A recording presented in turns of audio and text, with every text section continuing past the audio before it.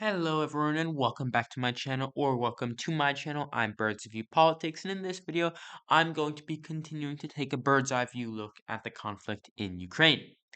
So let's pick up where we left off roughly a week ago when I made my previous video saying that there would be a new Russian assault in south or southeast in the Zaporizhia to Donetsk front line. And since then, the Russians have begun preparing for a few attacks. They've also been making some attacks, most notably in the areas around Bakhmut and in the areas around Toretsk and New York, which of course is the Ukrainian New York, just outside Horlivka, which is a city that the Russians or pro-Russian separatists have held since 2014. Now, Russia has made it clear that their goal is to encircle Bakhmut, and this is because if they are able to encircle Bakhmut, then they can turn north and take this major rail line where pretty much every major Ukrainian city in the region still is. This is for Kramatorsk, this is for Sloviansk, and we can go on and on up to the north. But if they were able to encircle Bakhmut, then the road would be open to take all of northern Donetsk, as there are really no major Ukrainian reserves in the area. There are still Western tanks that have been sent there. There's much Western ammunition that is being sent to Ukraine. But once again, similar to previous conflicts where two countries have fought each other, one being supported by itself and one being supported by countries halfway around the globe, it takes a lot longer for the Ukrainians to respond to any Russian attacks, even if they are eventually stopped or even pushed back to where they began. Now, Ukraine's supply lines are thousands, hundreds at least, of miles long, and Russia's are just mostly from Moscow into the Luhansk or Donetsk areas.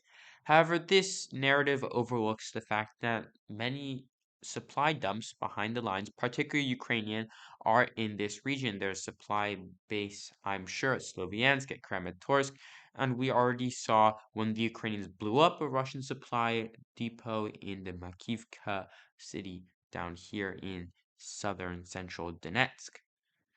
Now, this is where I expect the fighting to be. I'm going to revise my previous statement where I said that the fighting would be from the Zaporizhia to Donetsk area, and we're going to move it a little bit further north from the Zaporizhia over here. That is still going to be the furthest west of this new major front line, but I'm going to change the most eastern portion all the way up to Lysychansk, which gives us the entirety of Donetsk, the most industrialized, most western part of Luhansk, and also the eastern half of Zaporizhia. Now, this is where I expect the next attacks to begin. Russia is going to attempt to encircle Bakhmut. They could take it, they could fail, but we are still going to have to wait for any Russian attack. Now, in the southwest, where Kherson is, we're still waiting. We have no idea really what's going on. We know the Russians have attempted to blow up some bridges. The Ukrainians have made some little partisan warfare attacks against the Russians, and they have been doing since the start of the invasion in the areas around Melitopol and even around Mariupol. They have sizable partisan forces in the area. Sometimes it's former Ukrainian soldiers who were surrounded and then broke off from their units to go partisan. Other times it is civilians who have guns who are able to then turn partisan after the Russians have conquered the surrounding cities or villages in the area.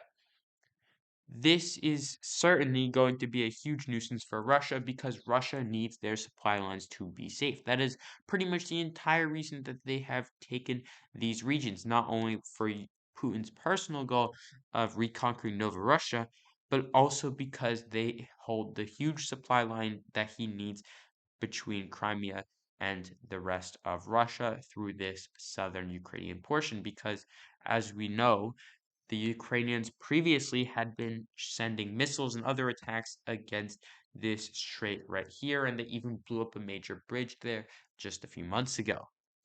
So, that's all I have for you in this video. Thank you for watching. Don't forget to like, share, and subscribe, and I'll see you next week.